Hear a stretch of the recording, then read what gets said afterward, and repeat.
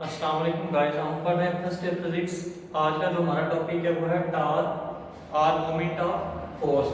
तो इस टॉपिक में हम डिस्कस करेंगे कि हमारे पास टार्क या फिर मोमेंट ऑफ फोर्स होता क्या है। तो सबसे पहले हम इसमें डिस्कस कर लेते हैं कि हमारे पास जो फोर्स होती है उसके इफेक्ट्स क्या हैं। तो ये टार्क भी क्या है, फोर्स के इफेक्ट्स का ये एक प्रोडक्ट है।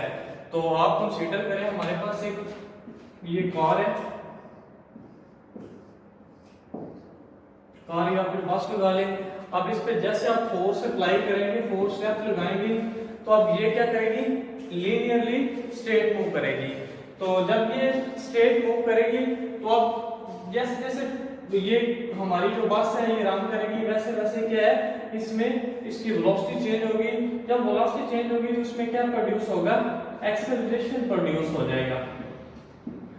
अब ये जो एक्सेलरेशन प्रोड्यूस हुआ है ये भी हमारे पास क्या है, लीनियर एक्सेलरेशन है। नेक्स्ट अगर हम बात करें तो ये तो हमने लीनियर फोर्स को लीनियरली अप्लाई किया। अगर आप कंसीडर करें ये हमारे पास कोई स्पाइनर है, ये हमारे पास एक स्पाइनर है। तो अगर इसके अंदर ये एक नट हम लगा लें तो अगर हम जैसे नट को ऐसे, नट को आपने या फिर स्पैनर की मदद से खोलना है या फिर क्या है टाइट करना है, तो यहां से आपने क्या है, यहां से आप क्या करेंगे, फोर्स अप्लाई करेंगे। तो ये हमारे पास क्या है, line of action of force है, line of action of force है। और ये हमारे पास जब हम इस पे फोर्स अप्लाई करेंगे तो ये नट इसके अंदर जो है वो क्या करेगा, रोटेट करेगा। या तो एंटी क्लॉकवाइज रोटेट करेगा या फिर क्या है क्लॉकवाइज रोटेट करेगा। या फिर हम इसको खोलने के लिए ये जो हमारे पास स्पाइनर है यूज कर रहे हैं या फिर इसको टाइट करने के लिए इस्तेमाल कर रहे हैं। तो इसकी मोशन या फिर एंटी क्लॉकवाइज हो सकती है या फिर क्या है क्लॉकवाइज हो सकती है। तो अब ये वाला जो हिस्सा है ये कहलाता है axis of rotation, axis of rotation. अब इस केस में भी हम फोर्स लगा रहे हैं, इस केस में हमने फोर्स लगाई तो हमारी कार या बस थी वो क्या है, स्ट्रेट मूव कर रही थी। तो इसमें जो एक्सेलरेशन प्रोड्यूस हो रहा था वो भी हमारे पास लीनियर था। लेकिन अब अगर फॉलो करें तो इस केस में हम जैसे ये जो हमारे पास स्पाइनर है इसको क्या करेंगे, इसको ऐसे line of action of force है, मतलब इसके हैंडल से पकड़ के इसको क्या करेंगे, ऐसे हम इस नट, इस स्पाइनर के अंदर जो नट है इसको टाइट या क्या करेंगे, ढीला करेंगे। तो हमारे पास क्या है, ये टर्न लेगा, क्या लेगा, टर्न लेगा। इसको जैसे इधर से डाउनवर्ड करेंगे, फोर्स अप्लाई करेंगे तो ये क्या है, रोटेट करेगा और क्या है, टर्न लेगा। तो ये जो हमारे पास फोर्स होगी, मतलब ये जो हमारे पास होगी ये टर्न ले जाएगी। तो अब फोर्स क्या होगी, टर्न लेगी। अब इस ये जो टर्निंग इफेक्ट ऑफ फोर्स है इसको हम टार्क कहते हैं। तो टार्क को यूं डिफाइन करते हैं, turning effect of force is called torque. Turning effect,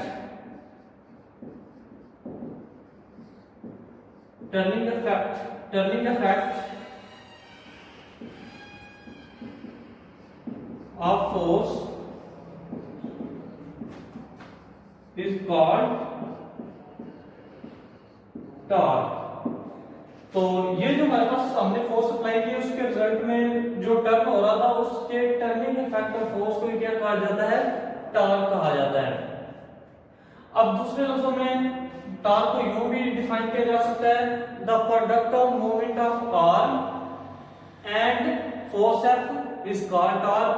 torque को हमारे पास बड़े कैपिटल टाउ इस सिंबल से डिनोट करते हैं, मैथमेटिकली टाउ से डिनोट करते हैं, इसको टाउ भी कहा जाता है। तो ये बड़े टाउ से इसको डिनोट करते हैं। अब ये जो हमारे पास टार्क है, दूसरे लफ्जों में अगर इसकी दूसरी डेफिनेशन की जाए तो ये प्रोडक्ट होता है फोर्स और मोमेंट ऑफ आर्म एल का। मोमेंट ऑफ आर्म को हम आर से भी डिनोट कर सकते हैं और हम उसको एल से भी डिनोट कर सकते हैं। तो अब हमारे पास प्रोडक्ट ऑफ टार्क की जो सेकंड डेफिनेशन है वो ये है, the product of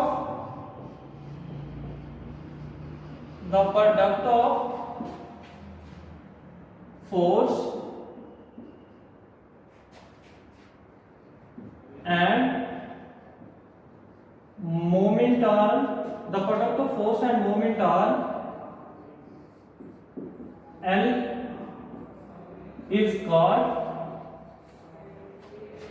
torque. Product of force and moment arm is called torque. अगर इसको मैथमेटिकल लिखा जाए तो इसको इस सैंपल से डिनोट करते हैं टॉर्क से, तो ये हमारे पास होगा F क्रॉस L। अगर इस ये चूंकि वेक्टर प्रोडक्ट है तो हम इसको यूं भी लिख सकते हैं FL sin थीटा, तो साथ में क्या आ जाएगा n यूनिट वेक्टर आ जाएगा। अब चूंकि हमने इस केस में मोमेंट ऑफ आर्म का जिक्र किया है, तो मोमेंट आर्म को अगर हम एक्सप्लेन करना चाहें तो उसको यूं कह सकते हैं the perpendicular distance between line of action of force and axis of rotation is called moment arm. The perpendicular distance, ये हमारे पास है moment of arm। moment of arm इसको यूं डिफाइन कर सकते हैं the perpendicular distance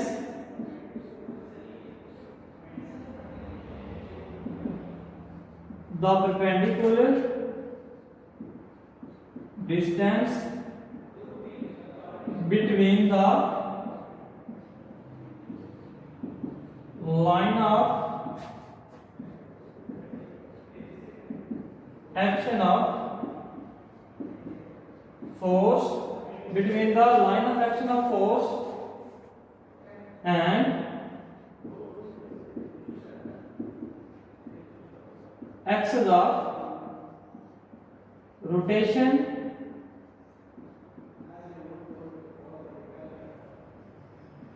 is called moment arm.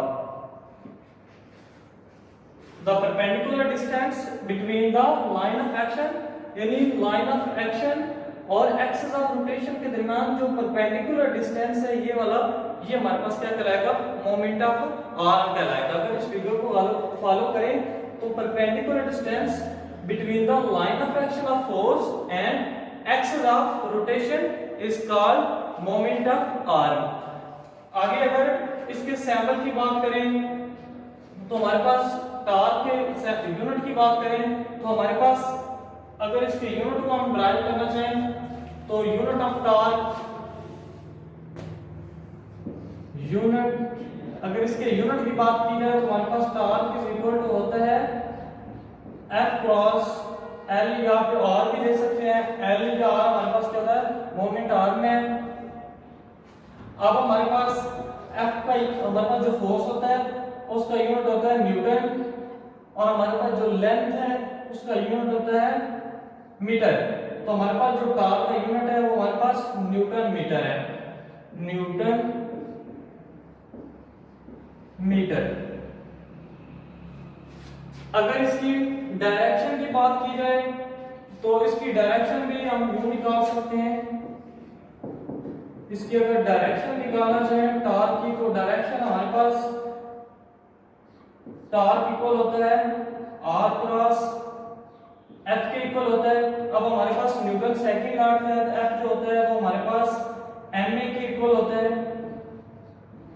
ma के इक्वल होता है। साथ में जो R या L है उसका यूनिट हमारे पास होता है मीटर।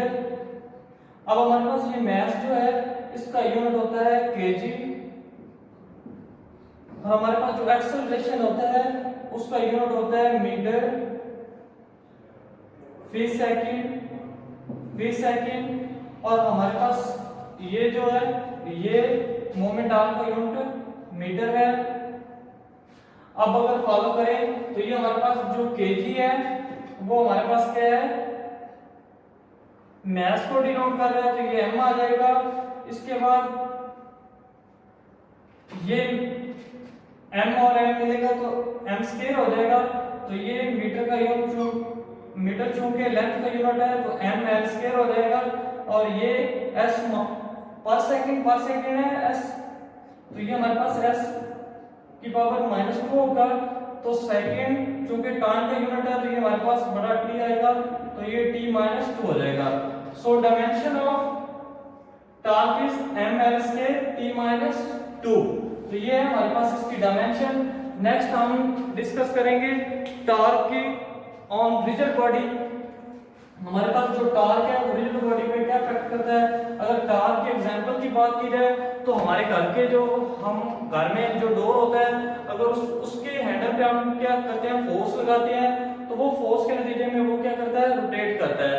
तो उसकी जो रोटेशन है वो भी क्या है, टर्निंग इफेक्ट ऑफ फोर्स है।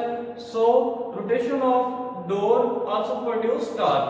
तो नेक्स्ट हम टॉर्क ऑन रिजिड बॉडी बात करेंगे। Torque on rigid body.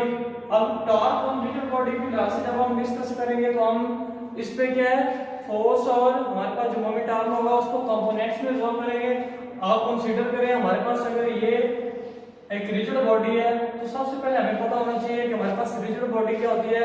Rigid body ऐसा बॉडी होता है अगर आप इस पे जितनी मर्जी फोर्स अप्लाई करें तो इसके जो पार्ट्स ऑफ बॉडी है या जिससे ये मिलकर बना हुआ है उन पॉइंट्स के दरमियान क्या है, जरा बराबर भी क्या है, सेपरेशन ना आए। तो इस तरह का बॉडी, सॉलिड बॉडी हमारे पास क्या होता है, रिजिड बॉडी होता है।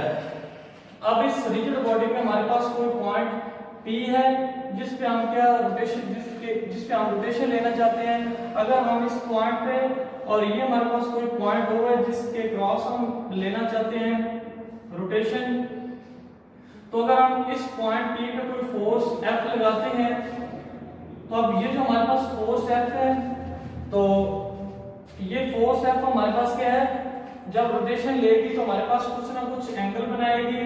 तो ये जो हमारे पास रोटेट होगी तो ये हमारे पास एंगल थीटा इधर बना रही है।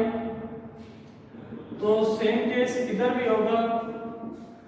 अब अगर इसके कंपोनेंट्स में बात की जाए तो हमारे पास ये इधर है cos थीटा आ जाएगा और इधर हमारे पास है sin थीटा आ जाएगा।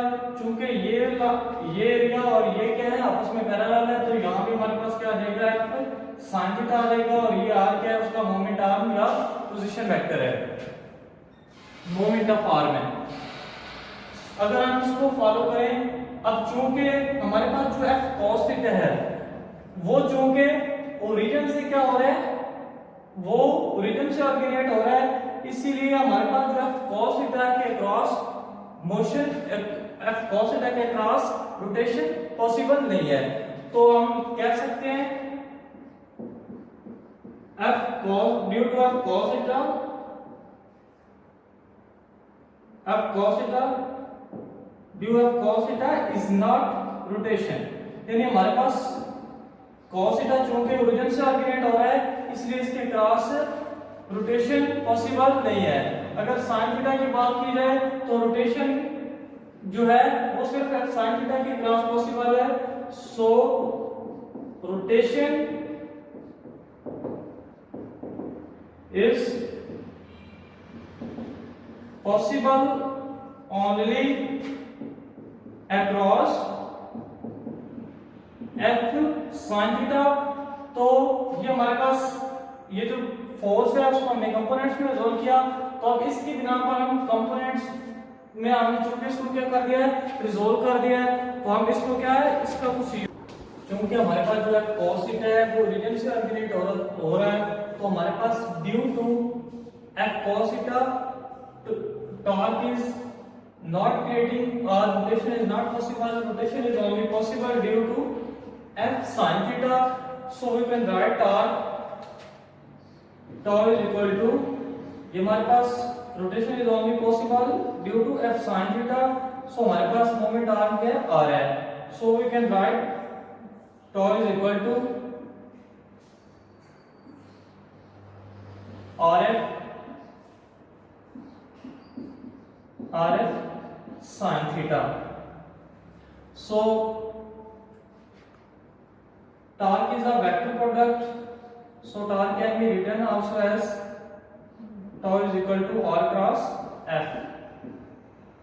Torque is a vector quantity, it is also a vector product, so tau is equal to r cross f आ गया। नेक्स्ट अगर हम एक अल्टरनेटिव रिजिड बॉडी ले लें तो अगर उसमें हम मोमेंट ऑफ आर्म जो है, आर जो है पोजीशन वेक्टर इस इधर इस्तेमाल हो रहा है, उसको अगर कंपोनेंट्स में रिजोल्व करें तो हम कुछ यूं रिजल्ट निकालेंगे। अगर ये हमारे पास सिमिलरली रिजिड बॉडी है, ये हमारे पास पॉइंट बी था, तो अगर इसके अक्रॉस हम फोर्स लगा रहे हैं तो ये हमारे पास कोई ओ था, ओ के अक्रॉस हम रोटेशन ले रहे थे। तो अगर हम अब इसको, हमारे पास जो ओ है इसके क्रॉस जो पोजीशन वेक्टर आर है, अगर इसको हम क्या कर दें कंपोनेंट्स में रिजोल्व करें तो हमारे पास इसके जो रिजल्ट निकलेंगे वो हमारे पास कुछ यूं निकलेंगे। मतलब अब हम क्या कर रहे हैं पी, अब हम फोर्स एफ को कंपोनेंट्स में रिजोल्व करने की बजाय हमारे पास जो पोजीशन वेक्टर आर है हम इसको कंपोनेंट्स में रिजोल्व कर रहे हैं। तो अब अगर हम इसकी रोटेशन लेते हैं तो इसके क्रॉस हमारे पास जो एंगल बनेगा वो हमारे पास एंगल थीटा बनेगा। अब एंगल थीटा बनेगा तो इधर भी हमारे पास एंगल थीटा होगा। अगर हम इसको कंपोनेंट्स में रिजोल्व करते हैं तो ये थीटा के यहाँ पे हमारे पास आर cos थीटा आ जाएगा और ये जो हमारे पास आएगा वर्टिकल वो हमारे पास sin थीटा आ गया। अगर हम इससे टॉर्क लेना चाहें so rotation is not possible due to r cos theta because it is originating from origin. तो rotation is only possible due to r of sin theta. So हमारे पास जो टॉर्क आएगा tau is equal to r sin theta. तो साथ में f वैसे का वैसे आ जाएगा। तो ये हमारे पास जो रिजल्ट निकलेगा rf sin थीटा आ जाएगा। अब चूंकि ये क्या वेक्टर प्रोडक्ट है तो ये r क्रॉस f आ जाएगा, साथ में एनी यूनिट वेक्टर वैसे का वैसे आ जाएगा। So this is prove that torque is a vector quantity. tau is equal to r cross f आ जाएगा। तो अगर हम इस इक्वेशन और इस इक्वेशन से देखें तो हम कह सकते हैं कि हमारे पास टॉर्क क्या वेक्टर प्रोडक्ट है और ये क्या है, इसका जो फार्मूला है वो हमारे पास है tau is equal to rf sin theta and unit vector. Next अगर इसकी डिपेंडेंस की बात की जाए तो ये हमारे पास rf और थीटा पे डिपेंड कर रहा है। अगर इसकी डिपेंडेंस की बात करें, डिपेंडेंस ऑफ टॉर्क की बात करें, अगर इसकी डिपेंडेंस की बात करें तो हमारे पास जो फर्स्ट इसकी डिपेंडेंस है वो r पे है, मोमेंट ऑफ r पे। नेक्स्ट जो हमारे पास इसकी सेकंड डिपेंडेंस है वो थीटा पे है और इसकी थर्ड जो है वो हमारे पास f पे। यानी इसकी जो डिपेंडेंस है वो हमारे पास f r और थीटा पे है। आगे अगर हम बात करें तो शुरू में भी हमने डिस्कस किया था, अगर हम ये कॉर है, अगर इसके क्रॉस अगर इस पे हम फोर्स लगाते हैं तो हमारे पास ये जो एक्सेलरेशन प्रोड्यूस करेगी वो हमारे पास क्या होगा, लीनियर एक्सेलरेशन होगा। और वो हमारे पास इसका जो फोर्स भी लीनियर होगी तो वो हमारे पास सेकंड लॉ के तहत F is equal to ma होगी। और अगर टॉर्क की बात करते हैं, एक्सिस ऑफ रोटेशन की अगर कोई डोर हम कंसीडर कर लें या रिजिड बॉडी की बात करें तो हमारे पास जो टॉर्क होगा वो डायरेक्टली प्रोपोर्शनल होगा अल्फा के। अब ये जो अल्फा है हमारे पास ये एंगुलर एक्सेलरेशन है, तो हमारे पास tau is equal to I alpha आ जाएगा। यहाँ पे आई जो है ये मोमेंट ऑफ आर्म को डिनोट करवा रहा है। तो ये हमारे पास क्या है, टॉर्क का रिजल्ट है और ये हमारे पास जो अल्फा है एंगुलर एक्सेलरेशन है और ये जो है वो हमारे पास लीनियर एक्सेलरेशन है। So that was torque. Thank you very much.